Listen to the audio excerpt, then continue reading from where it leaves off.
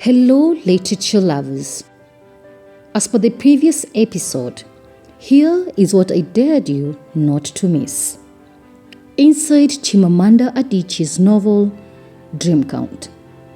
When literature starts thinking inside you. Vapour theory explained. But before all that, a quick question I need to address. Because my fellow literature lovers, this one came from a rather intriguing, mind-boggling video chat I enjoyed with a scholar at Marquette University in Wisconsin.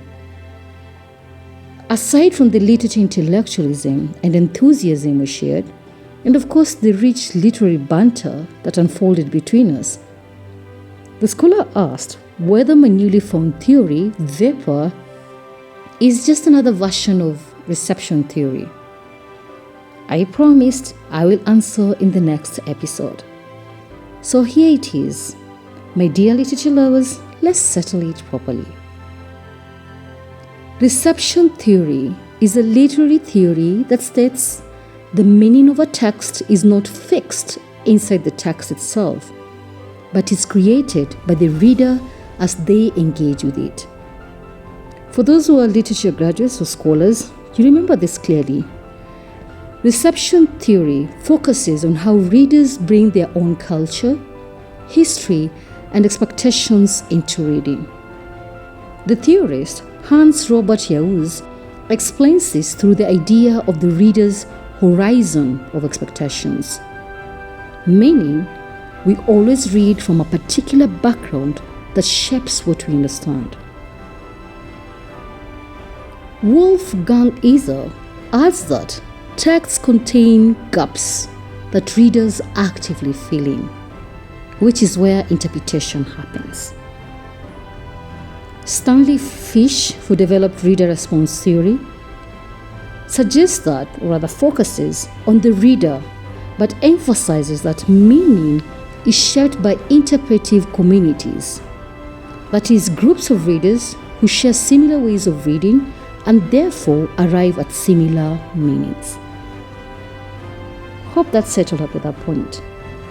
Now, vapour theory, VAPR, does something slightly different. It is not just about the reader's background or community. Vapour is a step-by-step reading method that tracks how meaning is produced during reading itself, through voice, authorial presence, pause, and reader experience. In other words, meaning is not only interpreted after reading, it is actively built in real time as you move through the text. Is that precisely settled? Keep engaging. Once again, I really appreciate your insights and critiques. For those who want to reach out directly, not publicly via the YouTube comment section below, engage with me on my email address leadengage.aw@gmail.com. Hashtag join the discourse. Hashtag test the theory. Shout out Najma.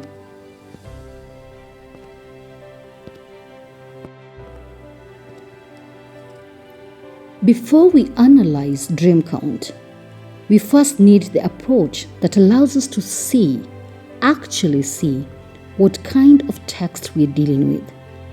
That approach is vapour theory. VAPR. Vapour theory encourages a multi-layered reading process where emotional, structural, and interpretive dimensions all work together rather than competing for dominance. In other words, vapour theory treats literature not as something you decode once and move on from, but as something you experience in stages, almost like moving through different registers of consciousness inside the text itself. Now let us explore these stages.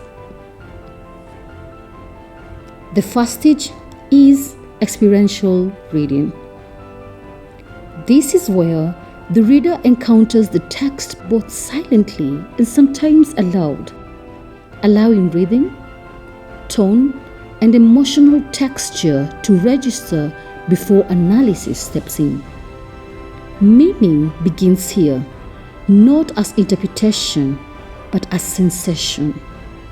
The body reacts before the mind organizes. The second stage is V, voice. Voice refers to the tonal and auditory dimension of the text. Its repetition, rhythm, diction, and emotional mood. It is what allows us to feel whether a passage is intimate, fragmented, anxious, reflective, or detached. Voice is essentially the emotional sound of thinking on the page. The third stage is A, authorial presence. This is where we begin to sense the writer behind the text, not as a narrator, but as a shaping intelligence. It appears through recurring imagery, symbolic contrasts, diction patterns, and structural choices. Authorial presence does not interrupt the story. It quietly organizes its meaning from underneath. The fourth stage is P, pause. Pause refers to the moments where the text slows, breaks, or interrupts itself through punctuation, ellipses, fragmentation, or structural silence. These pauses create interpretive space, forcing the reader to linger rather than move forward. It is where meaning stops flowing smoothly and begins to deepen. The fifth stage is R, reader experience. This is where meaning becomes fully active and co-created. The reader brings memory, emotion, cultural context, and intellectual framing into the act of reading. In VAPR, meaning is never fully contained in the text. It is completed in the encounter between the reader and the language. All these 5 stages show the significance of VAPR that lies in its balance, in allowing us to analyze structure and technique with precision, while still acknowledging that literature is ultimately subjective, emotional, and personally lived. VAPR is both analytical and intimate, structured and flexible as well. Now, with that framework in place, we can now enter Dream Count novel, not just as a narrative, but as a layered consciousness unfolding through voice, authorial presence, reader experience.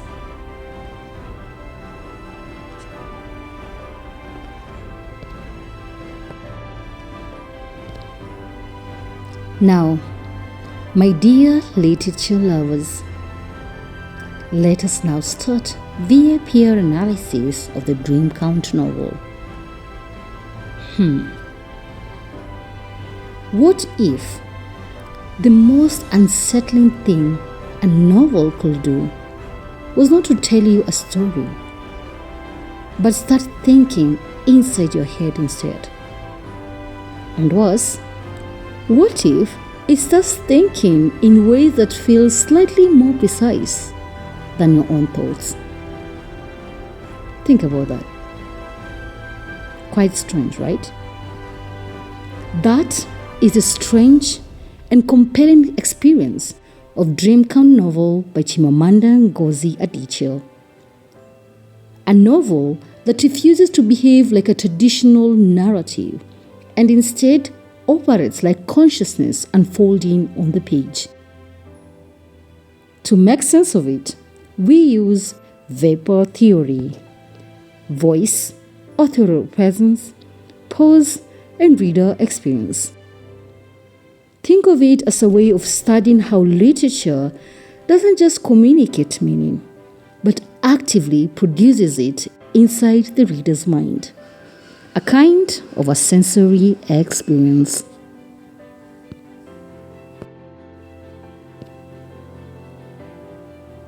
Let us now get straight into the application of stage 1. Do you remember? Experiential reading. For those who have not yet read the novel Dream Count, by the way, I trust that you will actually read it. Please ensure you do, because it will be such a literary crime not to, okay? Spoiler alert. Here is a summary of the novel. I'm sorry, I have to do this for context and clarity of expression before we begin the VAPR theory analysis. Okay. The Dream Count novel made me question reality. Is the modern idea of independence really freedom, or just a more polished illusion of control?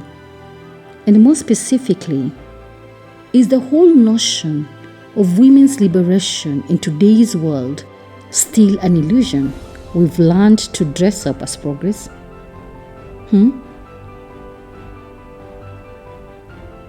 Okay.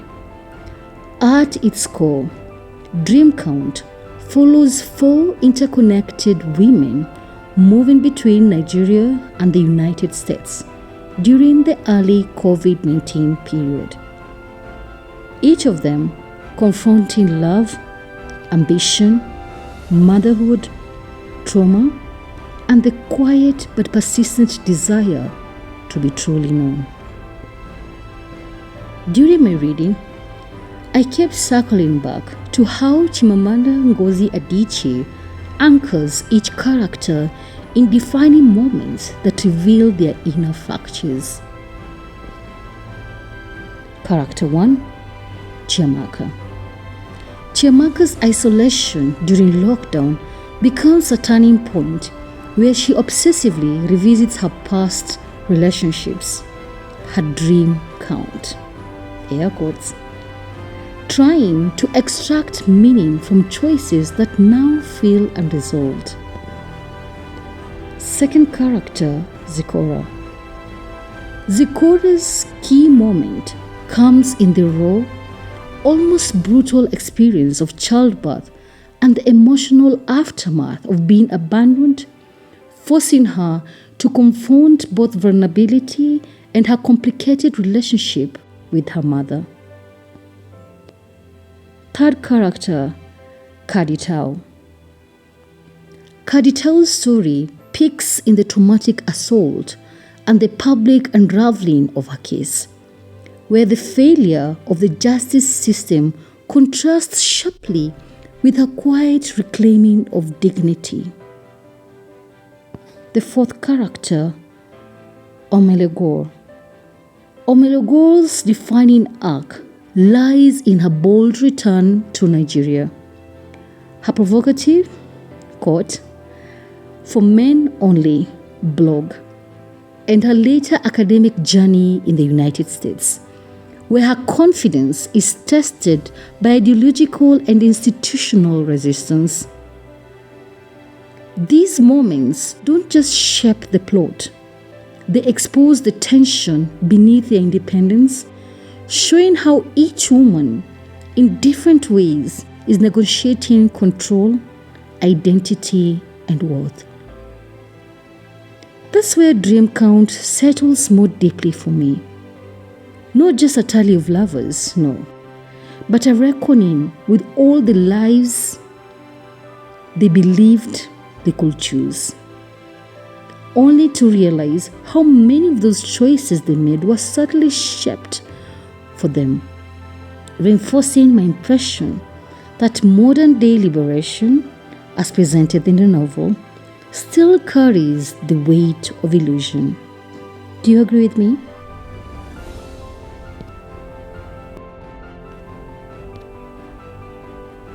With that summary, in this experiential reading stage, we realize that at at the very onset of reading Dream Count, we don't really enter the novel in a traditional way.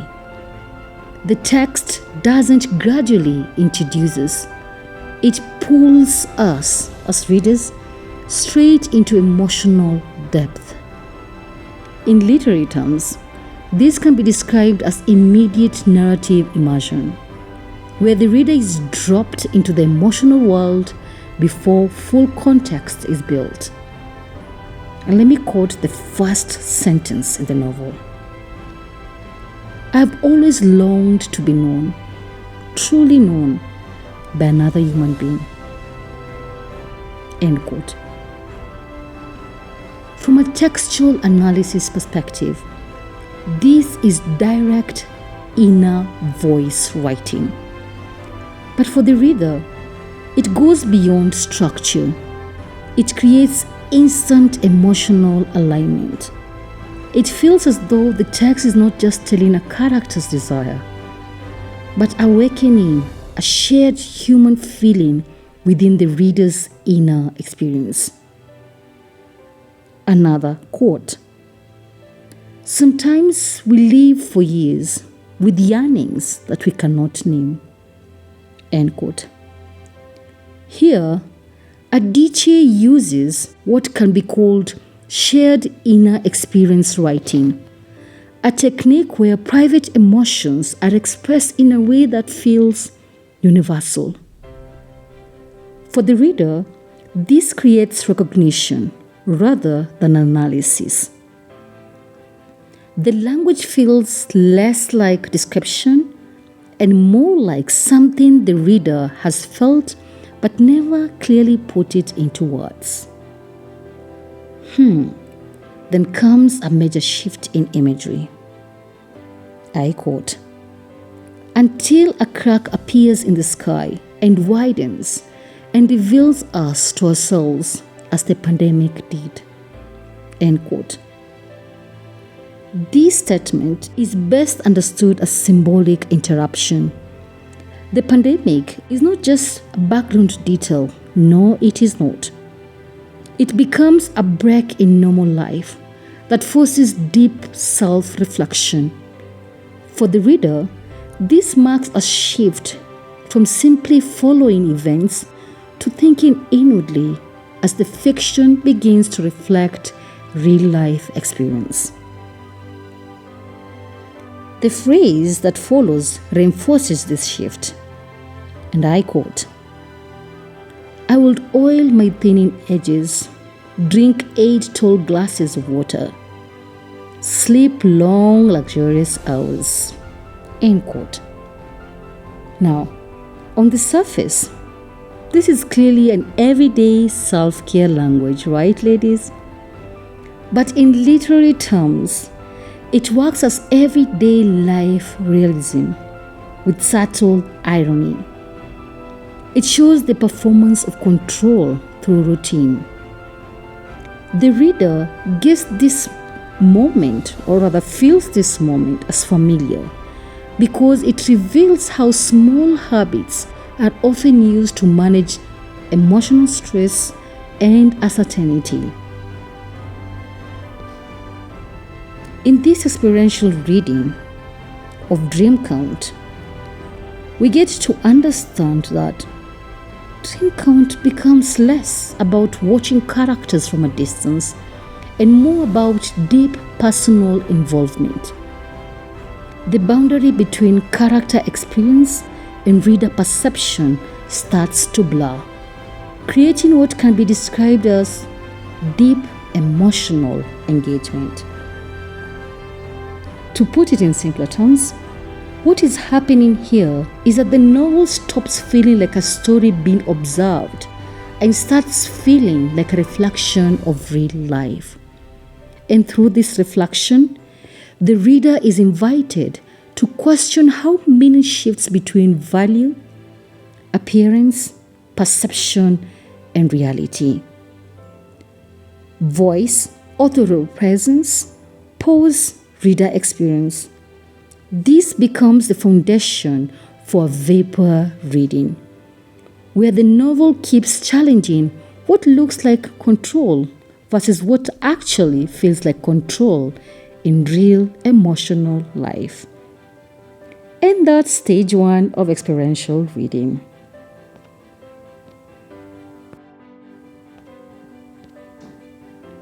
After stage 1 experiential reading, where we learned, I hope we did, where the reader is fully immersed in the emotional and narrative entry of the text, the next stages of analysis follow the structure of the acronym VAPR.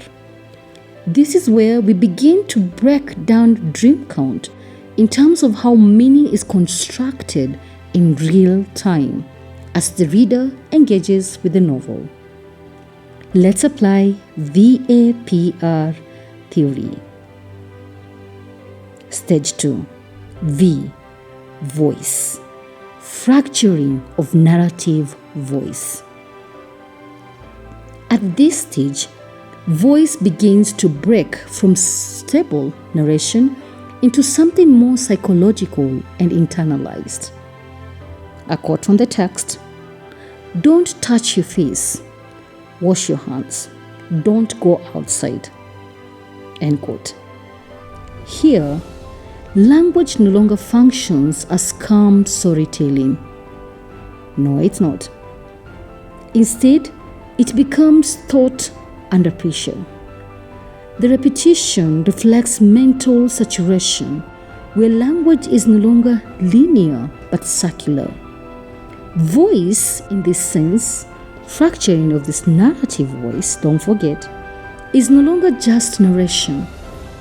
It becomes an echo of anxiety itself.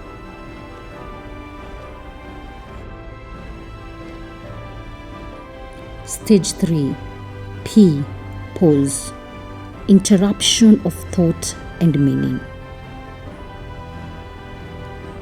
We move into pause, where the text interrupts its own flow of logic.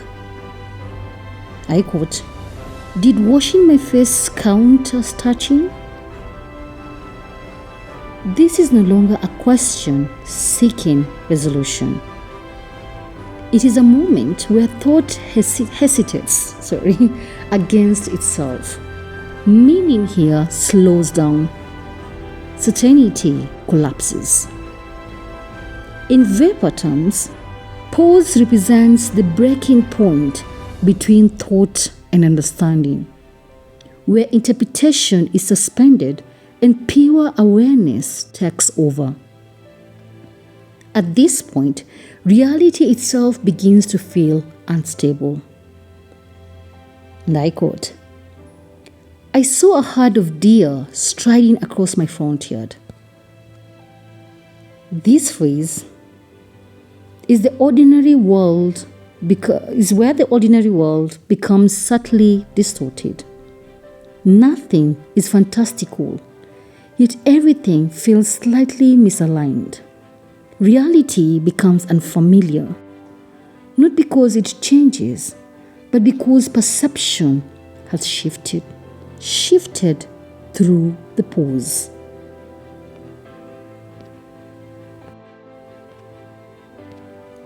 Stage 4A. Authorial Presence. That is authorial control, ethical weight, and lived truth in the text. Chimamanda Ngozi Adichie's authorial presence in the novel becomes more noticeable, not by interruption of the story, but by deepening its emotional authority. Oh my goodness, I felt this woman. And I quote, "My joints throbbed as if my body knew too well that we're not made to live like this." End quote. Here, the body is no longer just part of the character in question. It becomes a site of truth.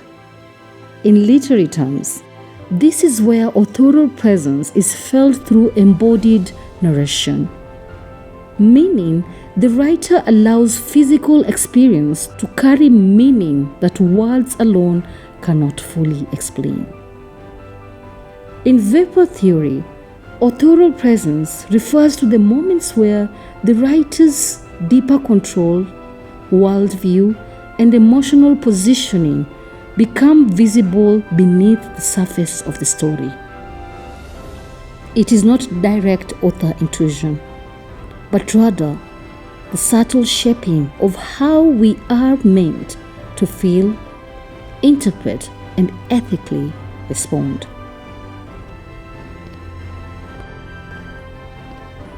Stage 5 R. Reader experience. Meaning incompletion, emotional immersion, and interpretive reality. Finally, we arrive at our reader experience, which is where vapour theory fully completes its movement from text to interpretation. At this final stage, meaning is no longer contained only within the structure of dream count. Instead, meaning is actively completed through the reader's emotional and psychological engagement with the text. What this means in vapour terms is that the reader is no longer just analyzing the narrative from a distance. The reader is now 1. Filling emotional gaps left by the text. 2. Connecting the character's internal struggles to lived human experience. 3. The reader is now responding emotionally before fully processing meaning intellectually. Hope you got that.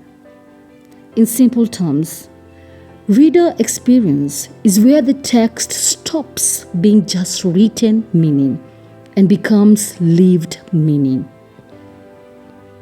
This is quite significant in the Dream Count novel because its plot structure built around interior lives rather than external action.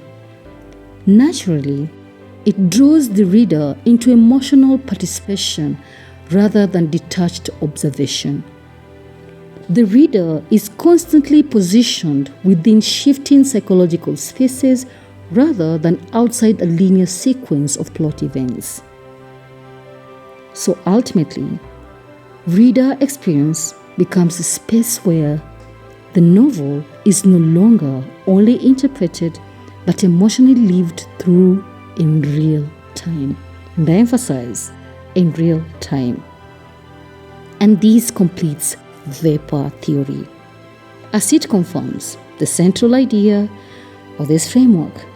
Literature does not end at the page, it ends in the reader.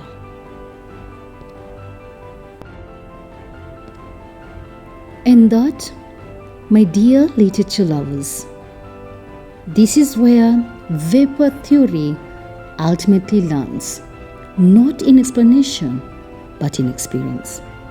I hope you got that experience. Because once we move through voice, once we feel the pause, once we sense the quiet force of authorial presence, and finally arrive at reader experience, something subtle but irreversible happens. The novel stops being something we're reading, but becomes something that is happening inside us. So as we close this reading of Dream Count, I leave you with this final thought. If literature can fracture your voice, interrupt your certainty, and complete its meaning through your own emotions, then are you really reading the text? Or is the text reading you back? And if that line unsettles you slightly, then vapour has already done its work. Until the next episode, my dear literature lovers, stay inside the text. But don't forget, the text might also be inside you. That's all I have for you today. Kindly subscribe and share this podcast with your family and friends. Bye.